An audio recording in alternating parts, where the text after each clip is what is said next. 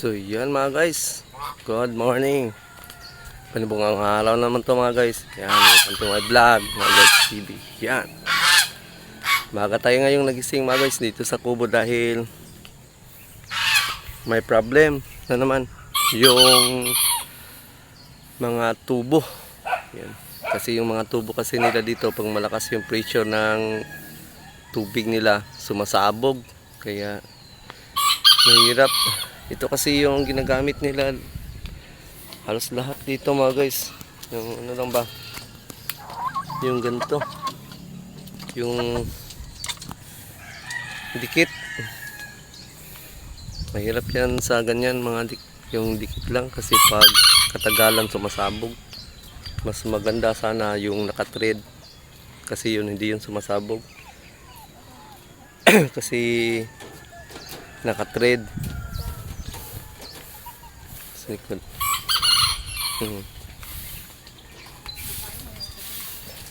Wala ay gipalong kay nagkuan man tagas.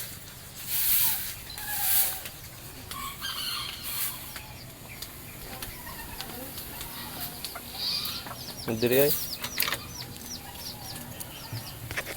dito ang tagas. May ito. Oh. Nandiyan na.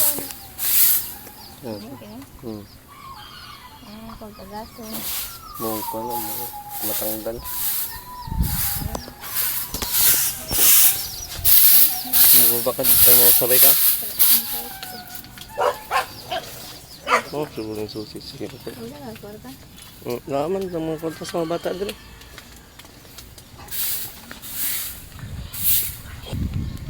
Bila namin ng ano yun mga guys, yung sa tubo para magamit mamaya. Mas mabuti ayusin na lang muna namin to mag-aga pa para mamaya pag marami na ang gagamit ng tubig, okay na. So papunta kami ngayon sa tindahan. Maaga pa kaya magbukas ng tindahan? Yung binibilhan na natin sa taas. Maaga yun na pa, no? Yan. Papunta kami ngayon sa bilihan ng para sa tubo. Yan. Ayan na lang. So, yan mga guys. Nakalating na tayo dito sa bilihan ng tubig. Ito yung gagamitin natin doon. Amin na daw ko yan. Sangdaan. Ito. Are? Ayan. Yung blue. Isang birds din. Chuko. Isa lang. Isa. Yun. Isa, dua. Isa lang. Dito din ako yung dito din nasabi nga nila. Tapos birds 3. Birds 3. Chuko, isa lang daw. Tapos downy. Oh, sama na lang sa pagbayan. Oo, kantong. Anong daw niyan, be? Yung sandaan. Hindi, para ako lang kantong. Yung mga bata na ba yan? At, Sa birds 3. 125. dalawa na. Saka, gabiga. Be, pahingi akong 25 dyan. Pahingi mo na akong 25 dyan. Isang kamay. Kaya, anong ginamot nung sa asawa mo yung masasang tuhod? Ha? Masasang tuhod ng asawa nung ginamot mo? Nampas ng kawala. Masasang tuhod ko eh. Lakad na eh. Try. Alay. Alay. Yan, nakabili na kami ng gamitin namin doon sa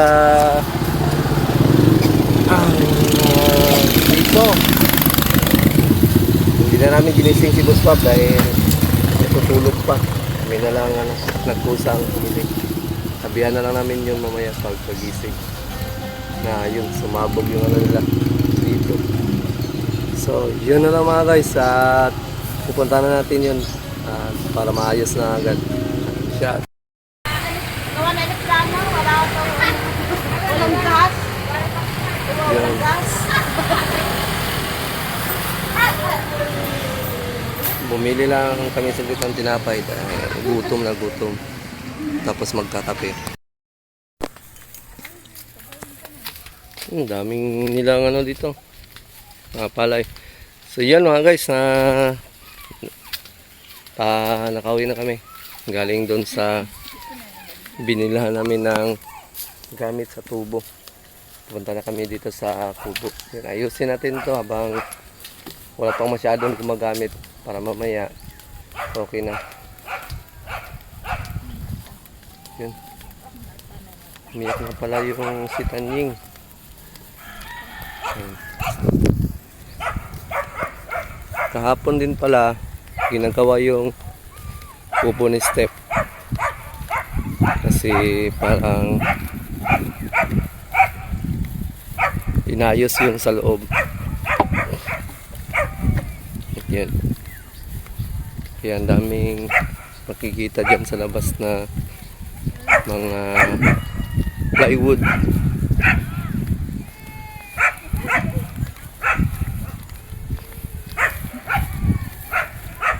Yan ito.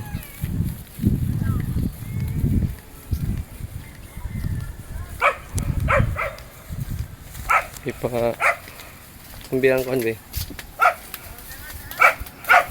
ko ba? Kupling lang.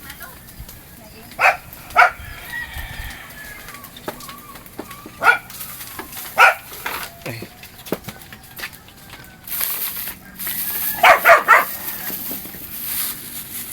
Kupling.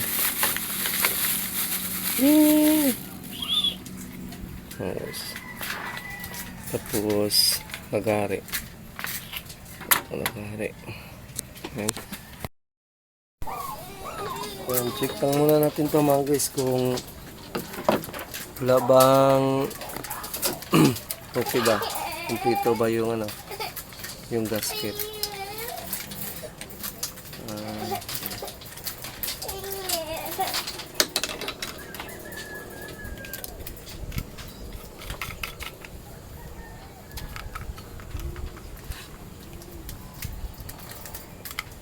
Mga guys,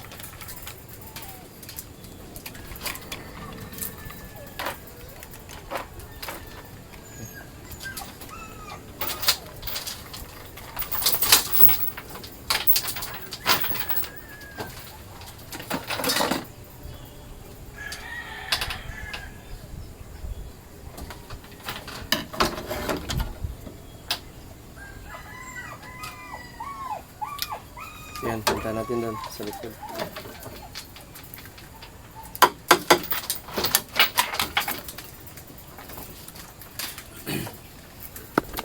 Punta natin doon sa likod yung may sira.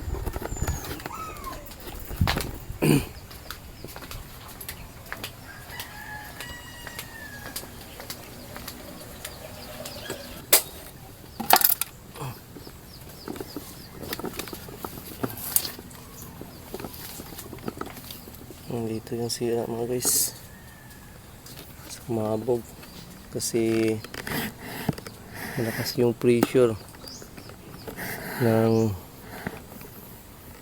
tubig, kaya yun sumabog.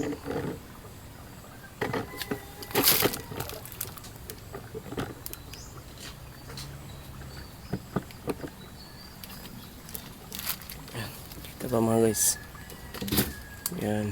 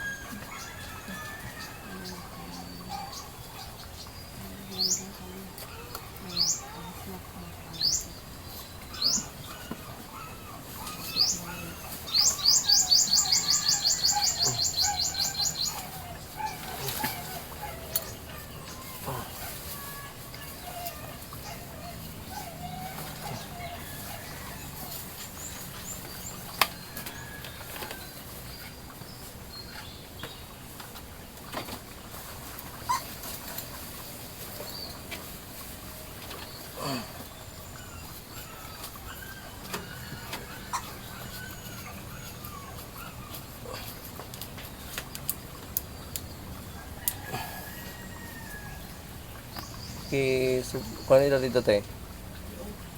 Okay? Oo. Kung okay na ba? Yun, nakabait na natin mga guys yung coupling. Ano na lang, open na lang yung linya kung open na siya. Kung hindi na ba tatagas. Yun. Wala naka-open dito sa kusina. Ay, hala, basa ka, Risa. Okay na guys. Ina?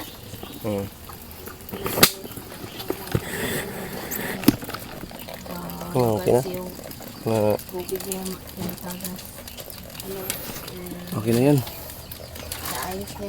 Naayos na po mga hawin. Okay.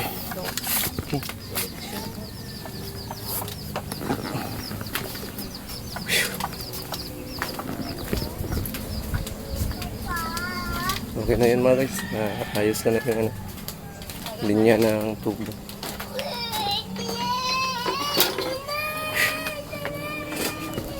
Mahirap kasi ang ano nila dito, mga linya ng tubo. Laging sumasabog kapag malakas yung pressure. Kaya yun, palit lang sila ng palit.